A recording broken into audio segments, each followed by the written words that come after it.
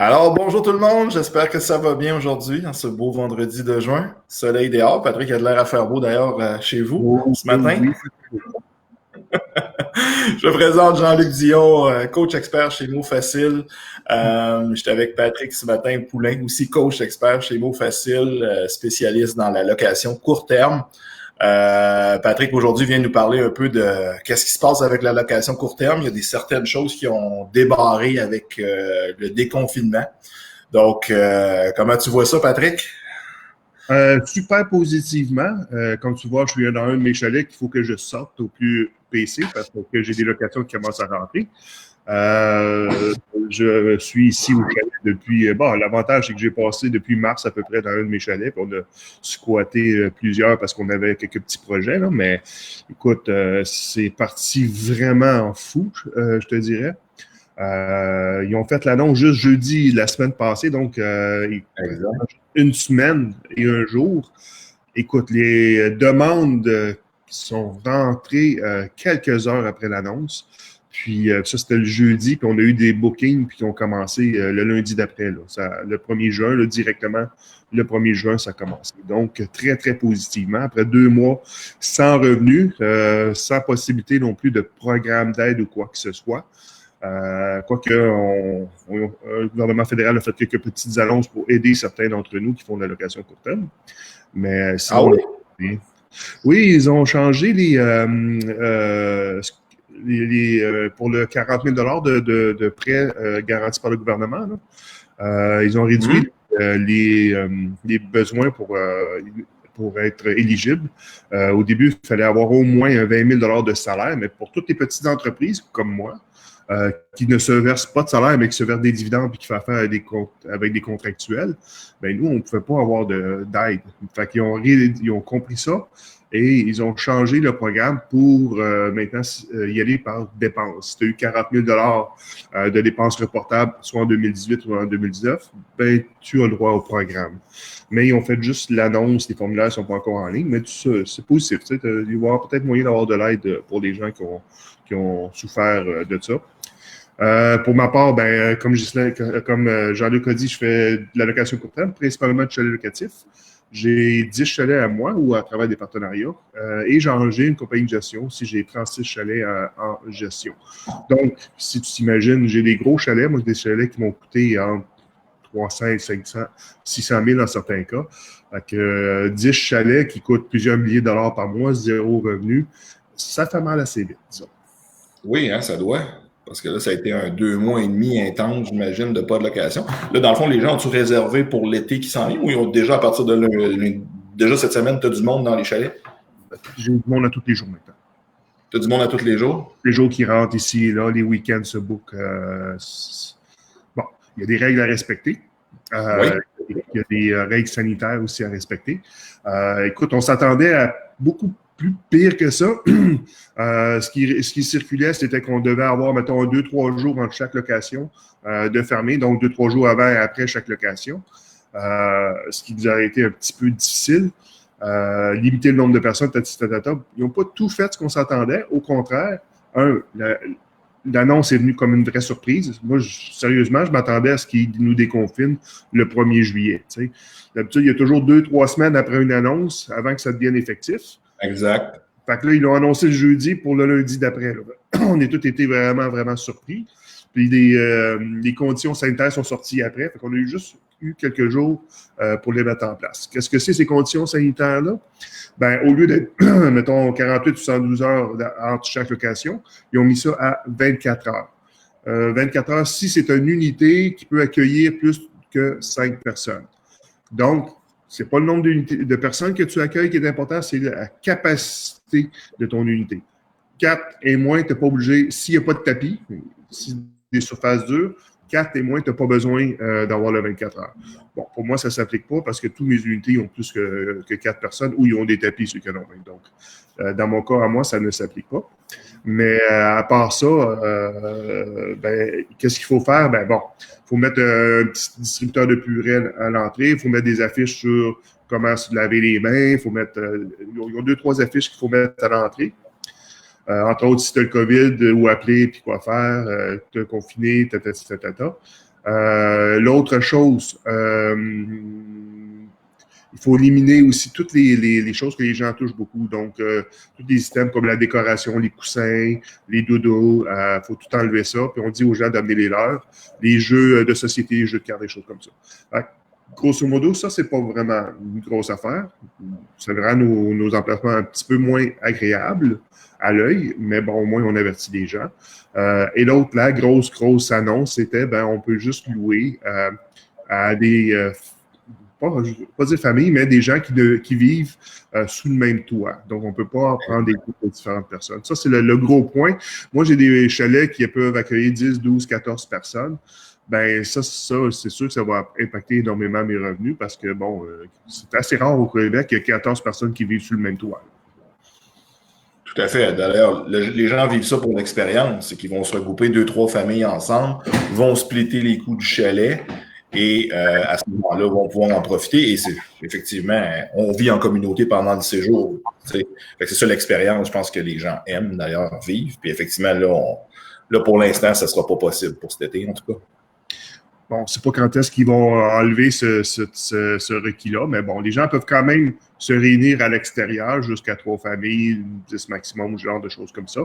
Mais à l'intérieur, c'est ça. Il faut que ça soit juste une famille. Puis après ça, il y a les réglementations, les recommandations d'usage, c'est-à-dire si tu pars du point A au point B, si tu pars de Montréal, tu t'en vas, je sais pas, à Tremblant, arrête pas entre les deux, jette ton épicerie avant, puis genre de choses comme ça, là, tu sais.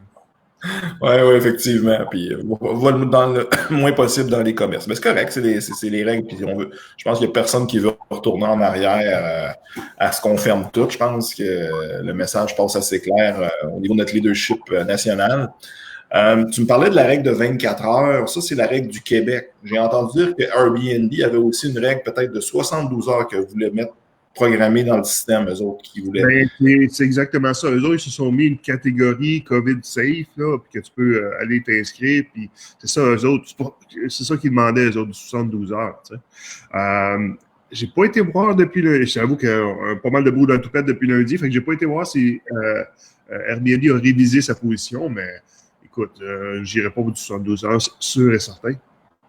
Mais je me demandais par programmation si c'était possible que quelqu'un peut louer en 2 locations présentement ou si ça te met une fin de location et ton chalet est non disponible les 3 jours suivants. Tu n'as pas vérifié, non? Tu peux le programmer de toute façon dans Airbnb, ça. Tu peux mettre des délais de préparation avant et après. Donc, ça se programme dans Airbnb. Par contre, si tu utilises un PMS, c'est pas tous les PMS qui vont permettre de faire ça. Puis si tu bookes après ça, Booking.com, Canada Stay ou d'autres plateformes, tu n'as pas nécessairement ces outils-là. Fait que nous, ça nous oblige à faire un petit peu plus d'opérations manuelles. C'est-à-dire, dès qu'on soit une réservation, il faut aller bloquer les dates avant et après. Là. OK. Excellent.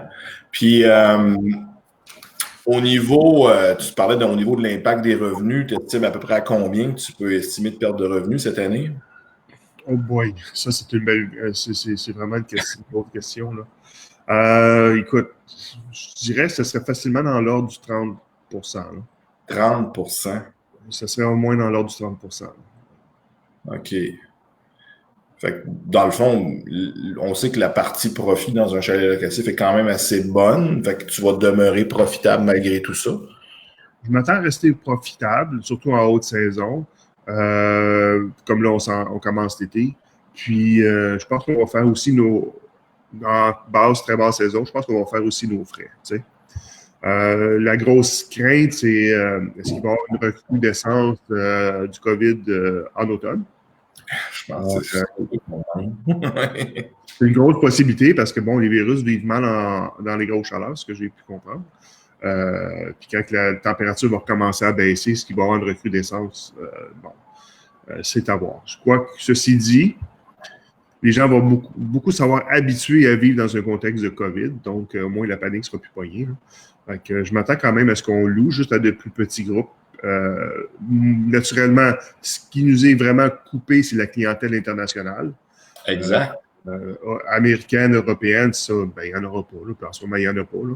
Par contre, on a encore les Ontariens qui ont quand même de bons budgets puis qui ont tendance à venir au Québec dans les hautes saisons quand même assez fréquemment. Donc, on n'a pas tout perdu de clientèle de haut de gamme, je peux dire. Là.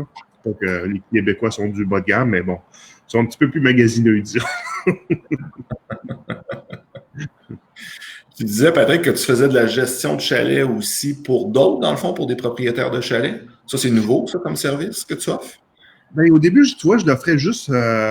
J'avais une compagnie de gestion qui m'aidait à mon financement parce que la compagnie de gestion était locataire de mes chalets, ce qui me permettait d'aller me financer comme du résidentiel loué en réalité, à long terme. Exact. Puis bon, en montant cette structure-là, puis écoute, des connaissances, des partenaires, c'est ça, ben, ils sont mis à s'ajouter dans ma compagnie de gestion de chalet. Puis des endroits où j'étais assez actif, comme, mettons, Lac-Supérieur, le mot s'est passé très, très vite parce que c'est simple, là. Je dis, tout le monde loue dans ce coin-là. Puis, écoute, les gens du coin, ils n'en revenaient pas, là.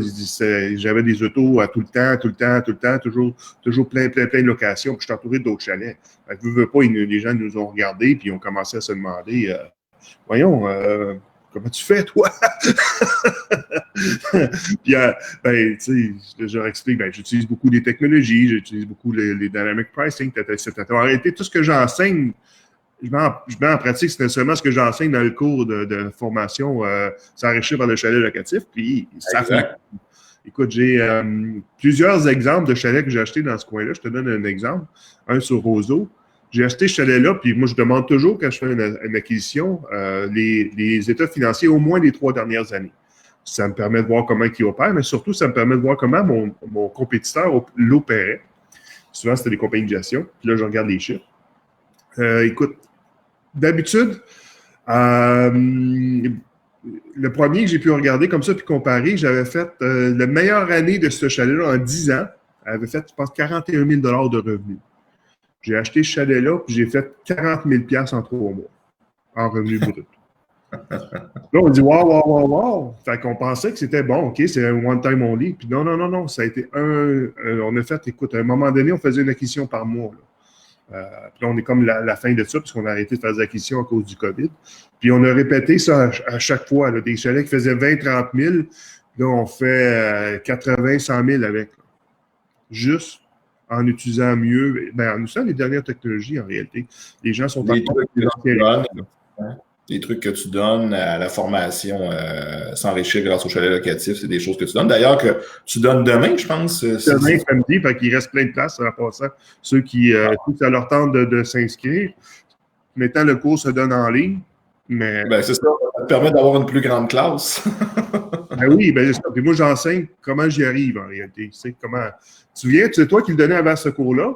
J'ai suivi ton cours, puis entre-temps, les technologies ont beaucoup avancé, puis on a vraiment fait mis ça à jour, puis évolué selon l'évolution des technologies disponibles aussi. Là.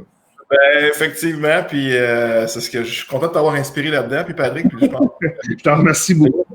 L'élève a dépassé le maître, même c'est moi qui vais aller suivre tes conseils pour mon prochain, parce que je viens de faire aussi l'acquisition, je vais faire l'acquisition dans 2-3 semaines d'un nouveau chalet locatif là, dans les Laurentides, fait que, étant donné que je vais avoir besoin de tes précieux conseils, c'est sûr et certain. On a une première question de José Walker. Il n'y a pas vraiment de surveillance pour la règle d'une même famille dans le chalet. Sais-tu s'il y a de la surveillance? Dans le fond, j'imagine que ça doit marcher avec les plaintes des voisins. Oui, puis il faut faire attention à ça parce que, tu sais, je veux dire, si tu regardes les nouvelles, là, depuis le début du COVID, là, le virus est, pour la plupart des gens, surtout les gens qui habitent en région, mais c'est un problème de Montréal. Là, le virus, le problème, il est à Montréal. Pour les gens en région. Bon, Montréal, il y a la moitié de la population qui vit là. Il faut regarder aussi les ratios. C'est un petit peu normal que ce soit à Montréal. Sauf que des gens des régions, des gens qui ne voyaient pas nécessairement les gens de la ville avec un très bon œil, avec l'effet du COVID, ça amplifie cette méfiance-là, je dirais, dans certains coins. Fait que faire attention, ça dépend vraiment où est-ce que tu t'établis. S'il y a des voisins proches qui ont tendance puis les voisins n'aiment pas la location court terme, il ne faut pas l'oublier non plus. Là. Fait que je dirais c'est situation par situation. Il y a des endroits où on a des voisins proches, là, on va être beaucoup strict là, parce qu'on n'a pas envie que les gens envoient la police, là, c'est sûr et certain. Là. Ben, c'est ça. Tu me dis, tu penses-tu qu'il peut y avoir une responsabilité du propriétaire en fonction de tout ça? C'est sûr que, regarde, t'as pas le contrôle. Si la personne, comme José a dit, il se met à inviter des chums aux alentours pour un souper, puis il soupe à l'intérieur, puis il respecte pas la règle du 10 ou quoi que ce soit, ou du mélange de famille. Tu sais, nous autres, on est quand même pas là pour aller contrôler les permis de conduire puis les adresses quand même, là. On peut pas, là. Je veux dire, on n'a pas cette capacité-là, ça serait impossible. Mais c'est sûr, si les gens disent « Ouais, ben on a une fête, on va être 3-4 », ben ils disent « Non, c'est pas possible. » Puis on prend pas les réservations comme ça, là. Mais par contre, les gens qui nous le disent pas, ben c'était déjà un problème de location court terme. Tu sais, des gens qui louent pour 2, puis ils arrivent 10, 15, 20, là, puis ils font la fête, puis ils mettent le bordel. Ça m'est même arrivé, écoute, la première journée qu'on a loué, il y en a un qui me l'a fait. C'est que les gens, les Québécois, ils ont été confinés, puis là, ils disent, aïe, aïe, on peut aller faire la fête, là. Ouais, c'est ça. Je dirais qu'il faut avoir une vigilance un petit peu plus serrée. Tu vois, moi, j'autorisais quand même les locations d'une journée en dernière minute. Mais pour l'instant, j'ai barré ça, là. Parce que, écoute, trop de monde s'imagine, yes sir, c'est le temps d'aller faire la fête, l'été s'en vient. Fait que j'essaie de m'éviter ce genre de groupe-là. OK. Fait que à date, c'est tout nouveau, mais tu n'as pas eu de police à faire comme telle, à part peut-être restreindre certains qui étaient plusieurs familles qui voulaient louer ton chalet. Oui, c'est ça. Puis comme je te dis, c'est vraiment emplacement par emplacement. C'est des voisins proches. Puis ils sont déjà un petit peu irrités par ta présence, ben évite vraiment le nombre de personnes, là. OK. On a Caroline qui dit qui doit avoir un chalet, j'imagine. Les Québécois, c'est pas ma clientèle préférée. Crée beaucoup de demandes d'informations. Autrement dit, c'est-tu vrai que les Québécois questionnent plus que, mettons, une personne de l'international ou Oui, beaucoup. Ah oui? L'habitude, c'est comme quand tu prends un Airbnb puis tu s'en vas en Europe, là, tu magasines en ligne, tu fais clic, puis boum, là, la plupart du temps, là, puis tu t'y rends, puis tu as quelques échanges avec le proprio, mais là, on a beaucoup de chasseurs d'aubaine en ce moment, là. Puis oui, puis aussi avec le COVID, il y a beaucoup de questions, puis bon, oui, il y a beaucoup de... C'est une clientèle qui demande plus. Une clientèle souvent qui va aussi vouloir te parler au téléphone, puis avoir plusieurs échanges, puis ils rappellent, puis ci, puis ça, là. C'est plus de téléphone. Bon, quand tu es une compagnie de gestion, tu essaies de réduire ça au maximum parce que ça prend quelqu'un au bout du fil, hein, puis tu essaies de tout répondre en ligne, puis le plus possible dans tes annonces, le plus possible des questions. Mais le réflexe, bien souvent, du Québécois, c'est chercher le numéro de téléphone, puis il appelle, puis écoute, j'aimerais ça louer un chalet. Ou quand, comment, ils n'ont pas encore décidé, là. Ça fait beaucoup d'interactions supérieures, en tout cas, que tu loues soit des Américains, des Européens ou même des Ontariens, je dirais. OK.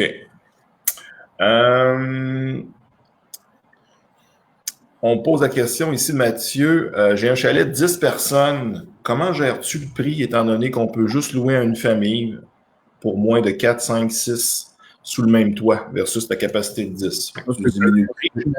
C'est une bonne question. Tu vois, moi, j'avais l'habitude de mettre des prix pour, mettons, pour un 10 chalets, 10 personnes, j'avais l'habitude de mettre des prix pour un prix de départ pour, mettons, minimum 4 personnes.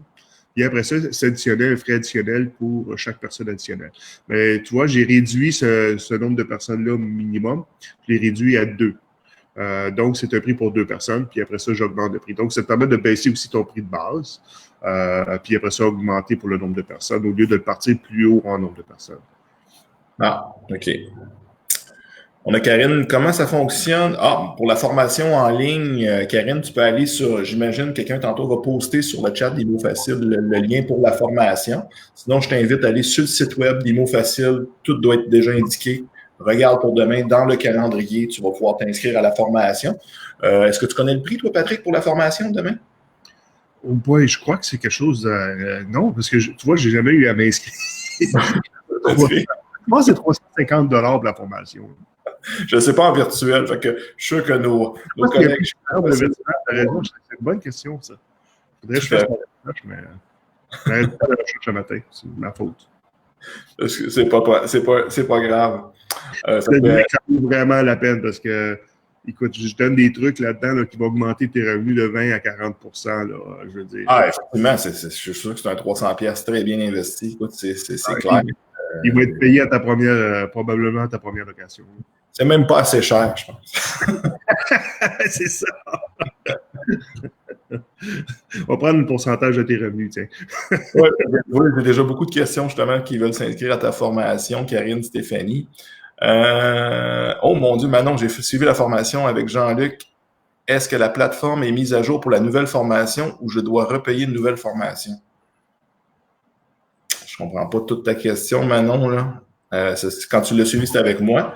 On a fait une mise à jour de cette formation-là, Patrick, me semble. Et puis, il y a plein de choses qui ont changé. Hein. Écoute, on pourrait en parler pendant des heures, mais il y a eu la nouvelle réglementation qui a commencé le 1er mai. C'est quoi les impacts de la nouvelle réglementation? Il y a eu des changements au niveau fiscal les dernières années. Il y a eu des changements beaucoup, tantôt j'ai dit technologiques. Ça a complètement changé la technologie. Écoute, Airbnb vient de fêter ses 10 ans il y a quelques mois. Je veux dire, il y a 5 ans de ça, qui est à peu près le temps, peut-être que j'ai suivi cette formation-là, 5-6 ans, je ne me souviens plus trop. Airbnb n'était même pas connu, à peine. Il commençait, là, la plupart des gens ne connaissaient même pas Airbnb. Donc, dans les 5 dernières années, il y a eu, je dirais même une petite révolution technologique dans le domaine de la location court terme. Chalet locatif. Si on parle de chalet locatif, on a l'impression qu'on est dans le domaine un peu rustique, un petit peu à la broche à foin, mais c'est vraiment pas le cas. C'est très, très, très, très technologique comme environnement maintenant. Oui, tout à fait, tout à fait. Tu parlais de la nouvelle réglementation, Patrick, je pense que ce serait bon, vu que ça fait juste un mois, de rappeler c'est quoi au moins les grandes règles de la réglementation, là, que si quelqu'un veut se partir en chalet locatif ou il veut s'acheter un chalet locatif, au moins ce qu'il doit valider, là. Il y a la réglementation et je te dirais des impacts de la réglementation aussi, qu'il y a eu certains impacts inattendus que je peux expliquer. Là.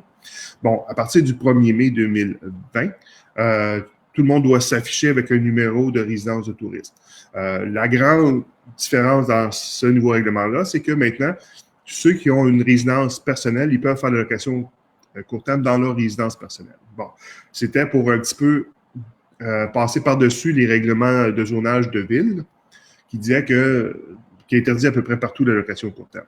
Donc, le gouvernement voulait dire, OK, c'est correct, les villes, vous pouvez réglementer ça, mais pas pour les résidences personnelles. Tu ne peux pas empêcher les gens de louer leur propre sous-sol sur Airbnb. Là, tu sais, là. Fait que ça, c'était la grande différence. Ça impliquait que même pour ta résidence personnelle, par contre, tu devais avoir un numéro d'établissement. Ça, c'était la grosse nouvelle. Donc, tout le monde doit avoir un numéro d'établissement et tout le monde maintenant doit l'afficher. Partout où ce que tu t'affiches, sur Airbnb, sur n'importe quelle plateforme, tu dois t'afficher. Bon. Et les amendes sont assez salées si tu te fais pogner avec sans afficher ta licence ou si tu n'as pas de licence. On parle de 5 000 pour une personne physique à jusqu'à 25 000 pour une personne morale. Donc, ça fait assez mal. Là, les impacts qui étaient inattendus de tout ça, c'est que ces pénalités-là, ce n'est pas juste pour la personne qui loue son chalet. C'est aussi la plateforme sur laquelle il loue son chalet qui est sujet aux mêmes pénalités. Du jour au lendemain, les Booking.com, les Canada Stay, les chaletloué.com, les WeChalet se sont mis à nous appeler. Ils disent, donnez-nous vos numéros d'établissement, sinon on vous affiche pas. Du jour au lendemain, ça a réduit énormément la compétition, ce qui est bon pour les gens comme moi qui le font de façon légale. Parce qu'il y a beaucoup de chalets et de locations court terme qui se sont enlevés du marché. Airbnb ne l'a pas fait encore, mais d'après moi, c'est une question de temps. Là, parce qu'ils l'ont fait dans des autres villes à travers le monde, donc d'après moi, ils vont le faire. C'était déjà quelque chose qu'on parlait, tu sais, on a fait quelques formations, on disait qu'est-ce qui s'en vient, si ça, pour la location court terme, peut-être, etc. Puis bon, on s'attendait en premier lieu, ils vont faire ça, puis peut-être quelques années après, ben ceci va arriver. Mais on dirait que ça a été vraiment, vraiment beaucoup, beaucoup plus rapidement. D'après moi, là, je ne serais vraiment pas surpris que dans les semaines, mois à venir, mon Airbnb emboîte le pas puis exige que tu aies un numéro d'établissement pour pouvoir t'afficher. Et là, ça va complètement changer le visage de la location court terme au Québec. Donner des petites statistiques, Montréal, il y a à peu près 12 000 unités de logement à location court terme. Il n'y a que 300 permis légaux de la CITQ à Montréal. Québec, 700. C'est ce qu'on entend souvent, c'est qu'il y a beaucoup de monde présentement qui se sont pas réglementés ou qui n'ont pas affiché leur numéro d'inscription. Ça, c'est assez important. Oui, mais les gens agissaient de façon un petit peu rebelle. regarde, je m'affiche, je prends le risque. Mais maintenant, les plateformes, s'ils ne t'affichent plus, ils ne t'affichent plus. Là. Je veux dire, s'il ne te reste plus d'endroits pour aller t'afficher qui sont populaires, ben là, regarde, tu vas être éliminé du marché. Là. C'est sûr. C'est sûr. On a beaucoup de questions, Pat, ça génère beaucoup de commentaires ce matin. Il y a une question qui se pose, ça va être bon pour la business. C'est Isabelle Mainville qui pose la question. Patrick, tu couvres quelle région avec ta gestion? Sainte-Adèle, Sainte-Agathe, Tremblant, plus grand, Québec? Vous en avez aussi sur la Rive-Sud, mais j'essaie maintenant de me concentrer. Ça prend des bonnes équipes, hein, parce que la logistique, tout est une question de logistique, surtout quand tu loues beaucoup comme moi, parce que tu peux avoir 3 changements de locataires d'une semaine, ben, tu as besoin d'une bonne équipe derrière, capable de faire des changements rapides en 2 locations. Bon, en ce moment, on a le 24 heures, ça rend ça moins nécessaire, mais un jour, ils vont l'enlever, ce 24 heures-là, puis on va avoir des changements locataires dans la même journée. Là. Donc, ça prend une bonne logistique, des bonnes équipes. Donc, tu gagnes, après moi, à te concentrer dans des secteurs. Donc, moi, les 2 secteurs que je me concentre, c'est vraiment Tremblant et environ, puis Saint-Sauveur et environ, là, comme ici, j'étais à Sainte-Adèle, qui est collé sur Saint-Sauveur. Là. OK. Merci Mathieu pour le prix. Le prix de la formation 347. Il y en a qui sont allés sur le site pendant qu'on cherchait. Michael, fantastique. On a l'équipe de communauté de ça. Formation, je le rappelle, de chalet locatif demain si vous voulez apprendre avec. Puis c'est Patrick le formateur. Tu donnes aussi une formation Airbnb, si je me souviens bien, Patrick, aussi la semaine prochaine. Je me souviens bien s'il y en a qui veulent se spécialiser dans Airbnb. Ouais, c'est une formation un petit peu plus courte qui se donnait en soirée. Je pense une formation de 3 heures qui se concentre vraiment sur la location court terme, mais de type Airbnb. Celle du chalet locatif que je donne, qui dure la journée au complet, là, c'est un 6-7 heures de formation, mais on passe tout le cycle au complet pour un chalet, là, parce que, tu sais, on parle de puits, fosse septique, tu sais, région, urbanisme, toutes des choses, puis jusqu'à la technologie aussi d'usage. Tandis que l'autre formation, c'est vraiment concentré sur l'utilisation. C'est la location court terme en utilisant Airbnb en réalité, là. Puis, qu'est-ce qui est important, comment te distinguer. On parle aussi de business, comment déterminer tes prix de location, quels sont les outils que tu peux utiliser, des genres de choses comme ça. Fait que c'est plus spécifique. Donc, si tu fais, mettons, du condo locatif en ville sur Airbnb, mais ça va être vraiment très, très ciblé pour ça. Mais les 2 formations, ils se complètent en passant. Là. OK. Bien souvent, il y a des gens qui font chalet locatif puis qui se prennent aussi Airbnb et vice-versa. Ils ont commencé par le Airbnb puis ils vont prendre après ça la formation chalet locatif. Là. OK. C'est le 9 juin, je pense que tu la donnes. Hein? Oui, c'était le 6 et le 9, oui. 2 bonnes formations qui s'en viennent dans les prochains jours. On a Tiwacocu. Tiwacocu. Quelles sont les meilleures régions du Québec pour investir un chalet ou Airbnb, Patrick? Je veux dire, toutes les régions où c'est permis. Après ça, ce qui est important, c'est de te distinguer en réalité. Là. Puis trouver ta clientèle. Il y a plusieurs. Ce que j'adore, moi, dans la location court terme, c'est que tu peux vraiment faire une approche customisée, faire ton propre marketing, puis aller chercher une clientèle propre à ce que tu veux fournir. Tu sais, il y a pas juste le ski puis le golf puis le villégiature. Il y a les travailleurs, il y a les professionnels. Il y a plein de choses que tu peux faire dans la location court terme. Les grands chalets pour les grandes familles, bon, on n'est pas là-dedans en ce moment. Réunions d'affaires, extrêmement payant de faire du chalet locatif pour les réunions d'affaires, extrêmement payant. C'est des gens en plus qui font ça en semaine. Sont prêts à payer pour 2-3 jours de lac à l'épaule 5-6 000 $. Mais ça prend un emplacement qui rencontre leurs besoins. Donc, si quelqu'un veut faire du corporatif, c'est très, très payant. Les grands chalets qui peuvent servir au mariage, c'est très, très payant parce que c'est des réunions de famille. Il y a pas juste le ski in, ski out à Saint-Sauveur. Là. Il y a vraiment une panoplie de produits qui peut être offerts. Donc, ça peut marcher à peu près n'importe où. Je donne un exemple, des grands chalets pour les réunions de famille. N'importe quoi en Mauricie, entre Montréal et Québec, tu vas avoir des réunions de famille qui sont un petit peu morcelées à travers le Québec. Ils vont se réunir un endroit central. Bon, mais ça prend des chalets qui peuvent s'accueillir 20, 25, 30 personnes, par exemple. C'est un autre produit. Par contre, le chalet risque de coûter moins cher qu'un petit 2 chambres à coucher à Tremblant. Là. Tout à fait. Et les revenus restent pas mal plus hauts aussi. Tout à fait. Excellent. Donc, on a Akram qui posait aussi la question de voir s'il y a des régions du Québec où il y a plus de demandes, autrement dit, elle dit plus demandant ou moins demandant. Fait que je ne sais pas si c'est en effort ou la demande, voir il y a plus de demandes pour louer. On dit souvent dans le cours de chalet locatif, je pense, qui est 1 heure et demie autour des gros centres, déjà, sont des bonnes régions, en trouvant les zones que c'est permis.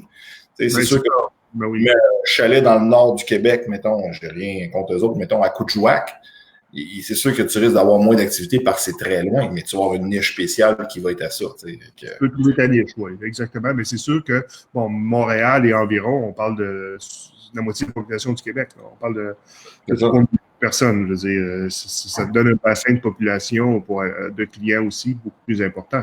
Donc, oui, c'est sûr. Après ça, si tu veux avoir des Européens, des Américains, c'est ça, ben regarde, c'est où l'aéroport? Ben, c'est à Montréal, il faut se mettre dans leurs souliers un petit peu aussi, là. Là, tu vas aller chercher ce genre de clientèle-là. C'est sûr que si tu regardes juste le villégiature, c'est quoi les endroits les plus populaires au Québec? C'est assez facile. Tremblant pour commencer, Vallée de Saint-Sauveur, naturellement collé sur Montréal. Charlevoix, entre, je te dirais, Petite-Rivière-Saint-François, Charlevoix, entre entre le Massif et Saint-Anne pour le ski. L'été aussi, Charlevoix. Après ça, la rive sud de Montréal, proche de Bromont, Autun, Magog, c'est un endroit très populaire aussi. Tu vas avoir aussi des Américains qui vont y aller. Et beaucoup les gens anglophones de Montréal qui aiment beaucoup cette région-là. OK. Excellent.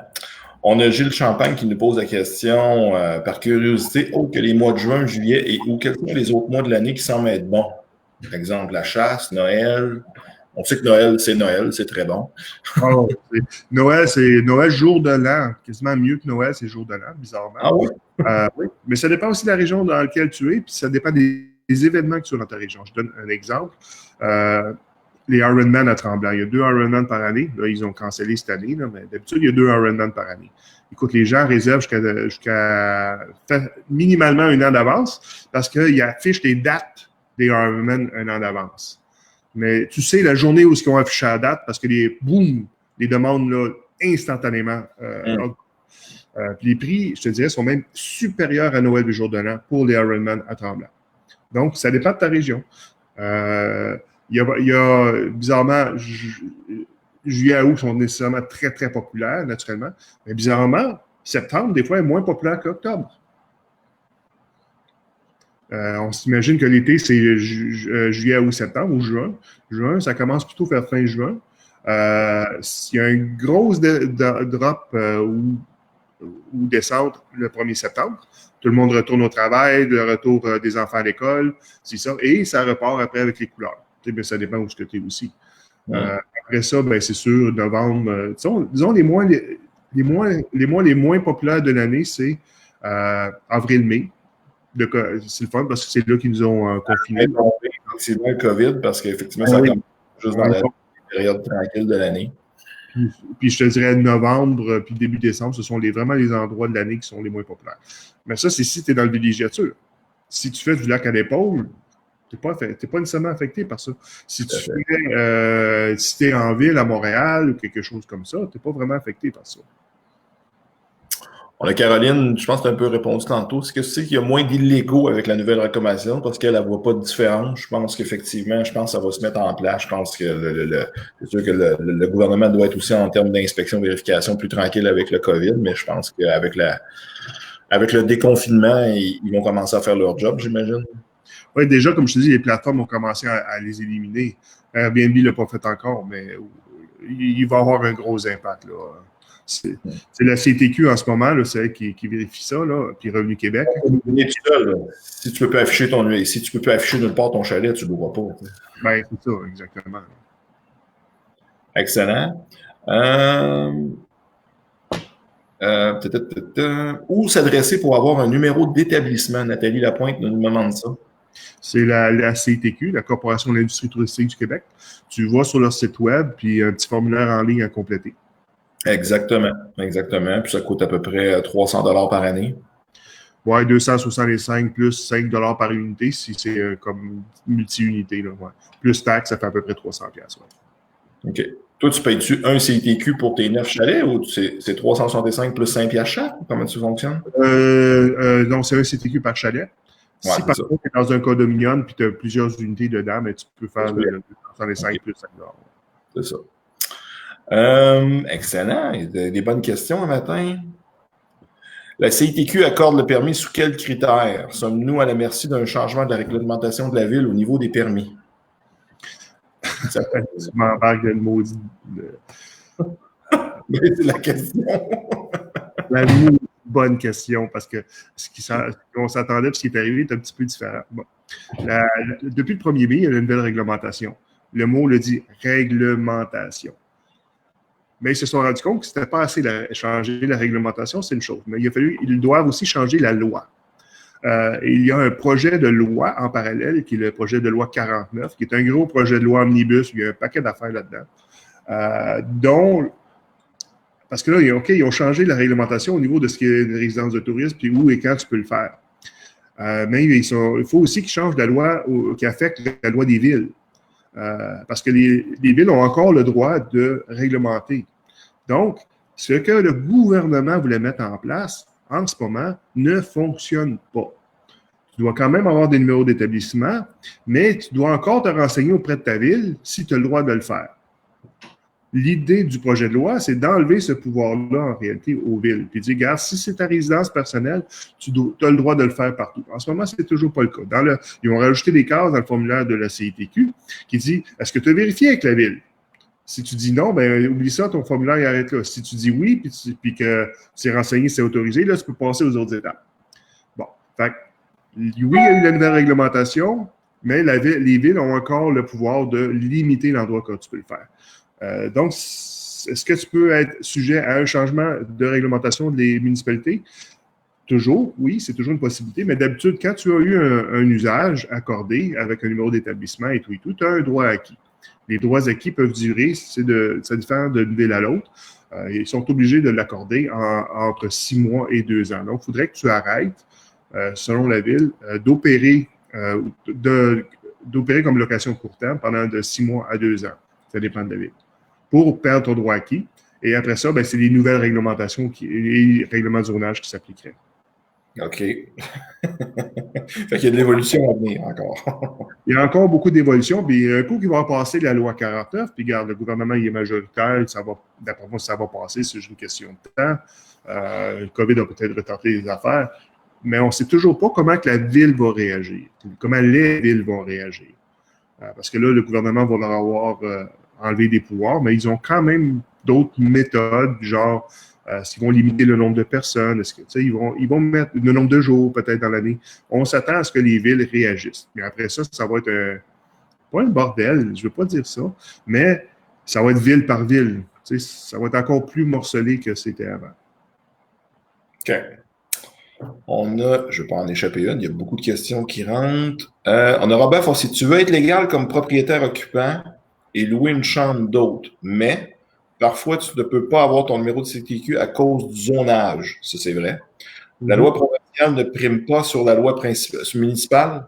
C'est un peu ce que tu expliques là, dans le fond. Oui, c'est parce qu'il faut faire la différence entre une loi et un règlement en ce moment. Ouais, la loi passe par. Il y a une hiérarchie dans la loi. Il y a le fédéral, provincial et municipal. La loi provinciale passe par-dessus la loi municipale, mais ça prend une loi. En ce moment, c'est un règlement qu'ils ont modifié à partir du 1er mai. OK. José pose la question. C'est une bonne question, José. Il faudrait que quelqu'un de facile nous aide celle-là. Est-ce que la formation virtuelle, il garde l'enregistrement? Tu le sais-tu, toi, Patrick, pour la réécouter? Je sais qu'elle se vend. Elle se vend, la formation-là en vidéo. Et tu peux l'avoir tout le temps. Mais est-ce que la formation de demain est conservée? Ça, c'est une bonne question. Je penserais pas. Je pense pas. Mais ça restera des mots faciles à préciser.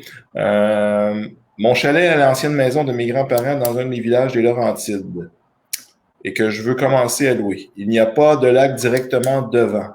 Comment le pimper pour attirer? Une piscine, un spa, un terrain extérieur plus grand? Toutes ces réponses. Écoute, il y a une partie. Les Québécois si les Québécois ont une particularité, c'est bien celle-ci. On a une fascination pour l'eau. Je ne sais pas d'où ça vient, mais les Québécois ont une fascination pour l'eau. Ils veulent de l'eau. Ils veulent des lacs, des piscines, des spas. Si tu as un bord de l'eau, c'est magnifique. Ceci dit, faire attention, le bord de l'eau peut être extrêmement demandant, peut être extrêmement dispendieux. Et qui dit dispendieux, bien souvent, les frontages sont très petits, ce qui fait en sorte que tu as peut-être 2 voisins très proches de toi qui ont payé des gros prix pour avoir l'appel week-end. Fait que c'est peut-être pas la bonne place pour mettre un party house. Puis tu vas payer très cher aussi, à moins que tu t'éloignes des grands centres, là, tu peux payer très cher. C'est sûr et certain que tu mets un party house avec deux voisins qui ont payé 1 million chaque leur chalet, tu es garanti de plaindre à tous tes week-ends. Là. Ça, c'est sûr et certain. Fait que les bords de l'eau, faire attention. Personnellement, j'ai aucun bord de l'eau. J'ai des vues sur l'eau, j'ai des vues sur les montagnes, des choses comme ça, mais je n'ai pas de bord de l'eau et je dirais franchement, même que je les évite. Bien souvent, les bords de l'eau, en plus, au niveau de la location court terme, sont interdits. À cause que c'est les endroits qui sont les plus sujets aux plaintes, justement. OK. Dernière chose à dire sur les bords de l'eau, ça t'aide en été, mais en hiver, tu as payé le gros prix, mais ça change rien. Ça t'aide juste pour les mois d'été. Puis de toute façon, tu vas être loué de toute façon. Donc, bon point. Fait que pour la différence de prix qu'il peut avoir. Ben exactement. Martine pose la question, je ne sais pas si tu connais, mais c'est des Laurentides, je pense. Labelle, est-ce qu'au nord de la Belle, c'est rentable? Tout dépend de l'offre que tu as, mais tu commences à être loin. OK. Louise qui nous pose, tu as utilisé l'expression lac à l'épaule. Qu'est-ce que ça veut dire? Une expression qui dit genre de gathering pour les gens en corporation pour faire du brainstorming en réalité. Là. Effectivement. Brainstorming d'affaires, là. Je ne sais pas d'où ce que vient, effectivement, les 3 mots lac à l'épaule, mais effectivement, c'est comme se sortir du bureau pour aller de notre environnement quotidien pour aller effectivement trouver des nouvelles idées au brainstorming. Fait que moi aussi, c'est ce que je me souviens quand j'étais ingénieur là-dessus. Question. J'ai un Q, puis une information privilégiée, c'est il y a énormément de demandes, il y a très peu d'offres et c'est extrêmement rentable. Il faut l'adapter à cette clientèle-là, par exemple. Tu ne vas pas partager des salles de bain, je te donne un exemple. Là. Chaque chambre devra avoir sa propre salle de bain, un genre de choses comme ça. On a Gilles Leroy qui pose la question, la CTQ doit-elle inspecter le chalet avant de délivrer la licence? Non. Puisqu'elle peut aussi attribuer un nombre d'étoiles. Puis ça, j'aimerais ça que tu m'en parles du nombre d'étoiles. On en parlait juste en avant d'entrée de jeu. Première des choses, un coup, tu as fait la façon que ça fonctionne, la CTQ, tu remplis ton formulaire, après c'est le révise, la CTQ va envoyer une demande à la ville, est-ce que c'est autorisé? Oui, non, la ville a 45 jours pour répondre, si elle ne répond pas, tu as ton permis. Si elle refuse, ben là, tu ne l'as pas. Maintenant, après ça, ils vont te délivrer un certificat temporaire, une attestation temporaire, qui va être un petit papier plastifié que tu dois mettre en évidence. Et après ça, ils vont céduler un rendez-vous avec toi pour aller visiter puis inspecter. Là, ils arrivent avec un petit pad, là, un petit iPad avec 480 questions. Ils vont passer ton emplacement au complet. Puis de là, après ça, ils vont te donner les étoiles. Ce processus-là peut prendre jusqu'à 2 ans. OK, oui. Fait que, attends-toi pas trop avec les étoiles. Puis un coup, tes étoiles, ben, j'espère qu'il n'y a personne de CTQ là, ici, là, mais ça ne sert plus à grand-chose, les étoiles. Il n'y a plus vraiment personne qui regarde ça. Tu sais, les étoiles, c'est basé sur une qualité d'accommodation et de confort. Mais si tu as une vue à 1 million de dollars, ça ne va pas te donner une étoile, cette affaire-là. Là. Si tu as une expérience extraordinaire, ça ne te donne pas une étoile, cette affaire-là. Par contre, si tu te manques des fourchettes, des tasses et des coupes, ça va t'enlever des étoiles. C'est bizarrement. Là. Fait que les gens, de toute façon, ils affichent même pas leurs étoiles. Puis ce que les gens regardent vraiment, c'est les commentaires des gens. C'est ça qui est important. Tout à fait, tout à fait. Puis je pense que tu me parlais, c'est plus l'expérience qu'il faut que tu vendes, hein? Ben, on est dans l'expérientiel maintenant. Avant, c'était le confort qu'on vendait, maintenant, c'est l'expérience. Et les gens, tu sais, tantôt, quelqu'un dit « Ouais, le nord de la Belle, il y a des super beaux lacs, des super beaux endroits là-bas. Là, c'est magnifique. Sauf que les gens, en moyenne, restent 2 à 3 jours. Écoute, si tu pars de Montréal, il faut que tu arrives après 16 heures, puis tu partes avant 11 heures le dimanche, puis tu as 2-3 heures de route, puis tu as le trafic de la 15 en revenant. Ça fait partie des considérations que les gens vont prendre. Là. Tout à fait. Isabelle rajoute tu sais, des fois, oui, les réglementations du gouvernement, réglementations des villes, puis des fois, en plus, ça arrive, on a des domaines où est-ce que, je ne sais pas si tu as des chalets présentement, ou des domaines ou des associations, des homeowner associations qui fait aussi, ils ont une réglementation. Oui, des syndicats de copropriété, c'est beaucoup aussi. Là. Dans des domaines, souvent, un syndicat de copropriété là, qui peut légiférer. Là. Puis là, on s'embarque dans une affaire parce que syndicat de copropriété, ça peut passer de très peu de pouvoir à un pouvoir quasiment absolu là, sur ce que tu fais, tout dépendant comment que le syndicat a été monté au départ. Tout à fait.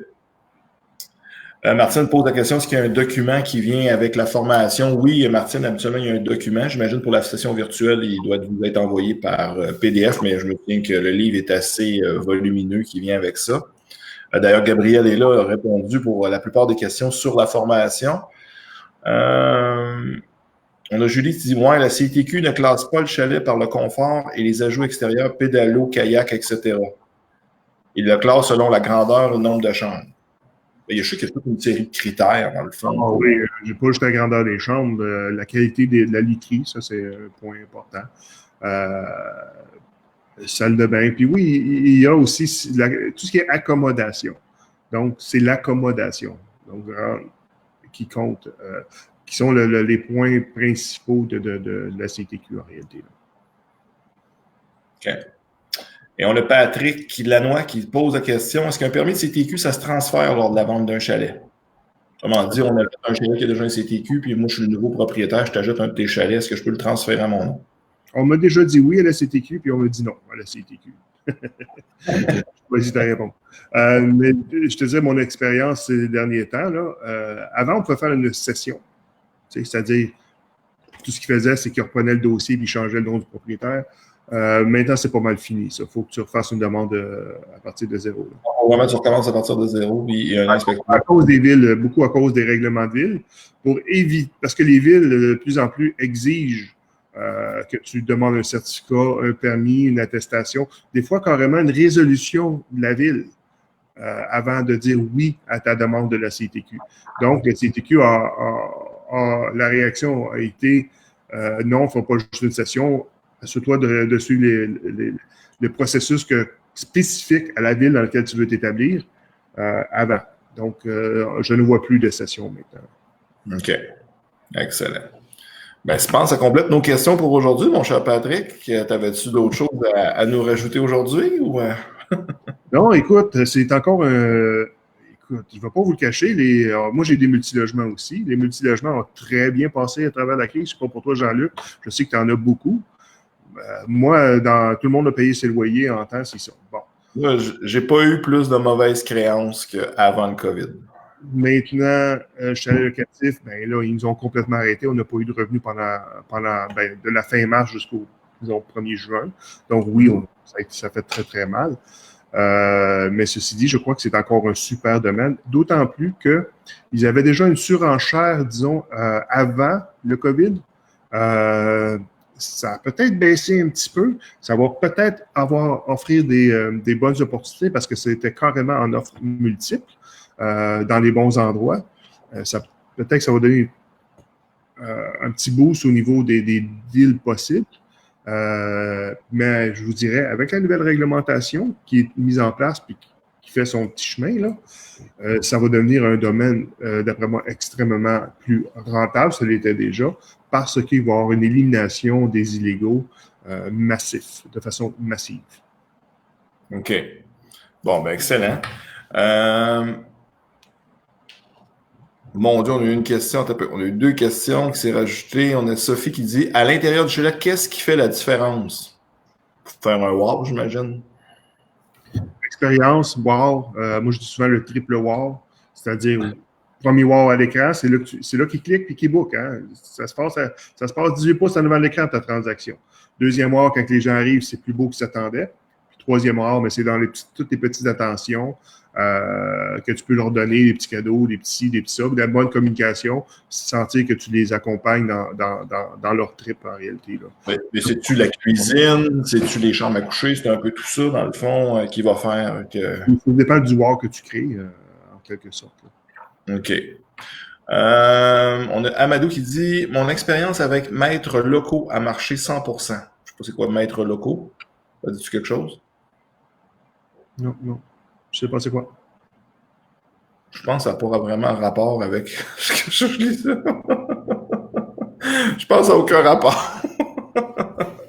Donc, ben, merci Patrick. Fait que, Ça fait plaisir d'avoir fait ça avec toi aujourd'hui. Puis écoute, bonne relance suite au confinement pour Chalet Locatif. On fera peut-être une mise à jour à la fin de l'été, comment ça a été. Oui, ça serait super le fun, ça, parce que, écoute, on vit plein de choses assez malades. Note aussi qu'on a, justement, le COVID nous a, peut-être un dernier commentaire, le COVID nous a un peu formé, on avait déjà une petite association pour les gens qui font de la location court terme, qu'on appelait l'APRTQ, l'Association des propriétaires de résidences touristes du Québec, qui marchait super bien, c'était une super belle plateforme, c'est une plateforme Facebook, que les gens partageaient leurs expériences, leurs petits trucs, leurs astuces, trouvaient des gens, mettons, ménage et autres contracteurs, ça marchait super bien.